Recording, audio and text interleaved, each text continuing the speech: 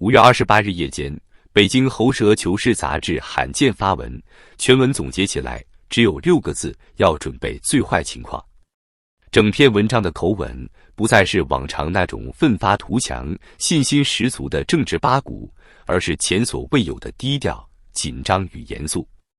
文中反复强调强化底线思维，其深意在于向全党、全军、全民发出警示，必须为中美贸易战的最坏情景做好充分准备。哪怕你在迟钝，也听得出这是高层在向体制内、向全国释放一个信号，事情真的不好了，而且有可能会非常糟糕。更令人警惕的是，文章一方面在讲要斗争，另一方面却在谈要坚持底线思维，要防止重大风险冲击。这不像是单纯的打鸡血，而更像是掏心窝的警告。就像一个已经病入膏肓的人终于决定立遗嘱。在中国媒体系统里，求是被称为神刊，因为它不是媒体，它是中央的思想机关报，是给全体党员，特别是各级干部定调的。它不面向市场，不收广告，不在乎流量，发的每一篇文章都会被全国各级政府、国企、军队、学校、央企、研究院逐句学习。简单说，人民日报是做宣传的，新华社是做信息的，求是是给体制传圣旨的。所以求是说的话不是想说给群众听的，而是给系统内的人看的。他不是希望你点赞，而是告诉你要干活了，或者说准备打仗了。文章反复出现极限施压、遏制、打压、斗争任务更加艰巨繁重等字眼，基本默认中国正面临冷战 2.0 的全面对抗格局。而文章发布的时间节点更让人警觉。我们回顾时间轴，5月15日，美国商务部发布全球禁令，宣布凡是使用华为升腾芯片的 AI 产品，无论在哪国制造，都会被视作违反美国出口管制，全球禁用。同一天，美国3大医大巨头 Cadence、Synopsys、西门子、医大被要求立即停止向中国提供服务。5月28日，美国参议员卢比奥表示，将吊销大批中国留学生签证，并重点审查其社交媒体。3连击打的不是中国企业，是整个中国科技和教育的出海管道。而北京的回应是什么？是求是的那句话：我们要讲好中国经济的确定性。这不是自信，是自我安慰。贝森特说得很清楚，与中国的贸易谈判已停滞。他还说，我们将在90天内决定是否恢复关税。但事实是，美国在逐步筑起一堵墙，不是为了换条件，而是为了慢慢脱钩。禁芯片是断中国科技的脊梁，禁一弹是废掉中国自主设计的能力，禁学生签证是堵住中国获取知识的通道，禁升腾是全面围堵 AI 产业。这不是谈判，是拆解一个以国家控制为核心的经济体。彭博社分析指出，当前的措施虽不如145%关税来得激烈，但更具有切金断骨的长效性。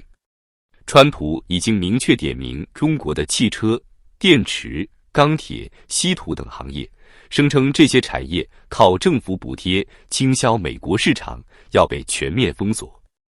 而这恰恰是北京目前拉 GDP 的最后几根救命稻草。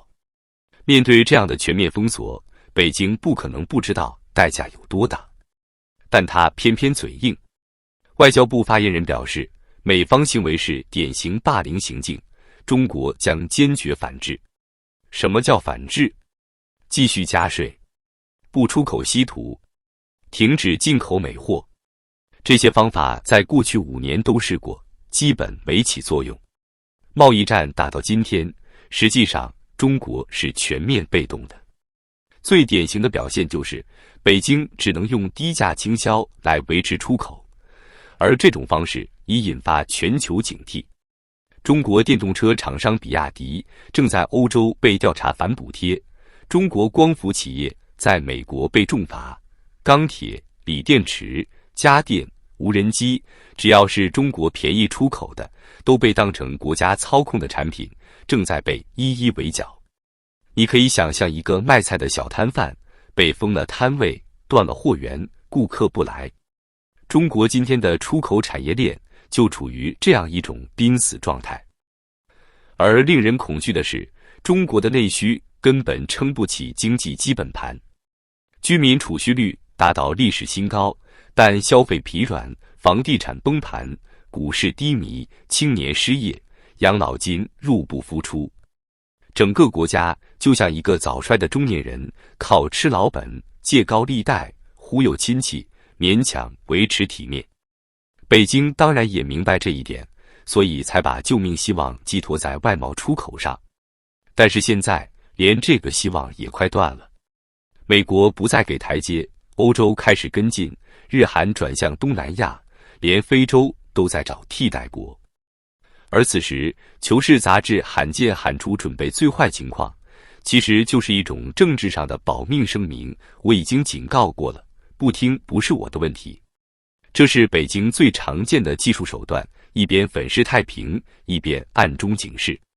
官方经济数据还在报喜，比如4月工业增加值同比增长 6.7%， 比如全国服务业增长向好，比如就业市场稳中有升。但所有人都知道，这些数字能看不能信。真正的事实是，青年失业率仍旧缺席，房地产开发投资同比暴跌 9.8%， 土地出让面积同比下滑 22.6%， 制造业 PMI 连续2月低于荣枯线，外资同比流出 26.1%， 出口连续5个月同比下滑。而这背后的沉默更令人窒息。从前年8月开始，国家统计局就不再公布青年失业率，也不再更新地方政府债务细节，更在多个关键经济口径上选择暂缓披露。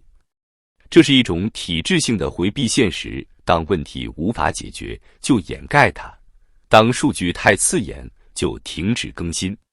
当一个国家连数字都不敢面对的时候，其实已经没有信心了。但你以为北京会承认失败吗？不，他永远嘴硬，哪怕已经被打到趴地上。今年1季度，中国推出了1万亿特别国债，试图通过刺激基础设施拉动 GDP， 结果呢？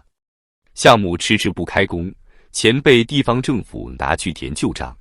紧接着，政府推出以旧换新政策，鼓励全国换汽车、换家电，结果反响寥寥。老百姓连饭都吃不起，哪有钱换冰箱？最讽刺的是，各地开始松绑房地产限购，甚至鼓励大学毕业生零首付买房，但成交量不升反降，房价跌得更猛。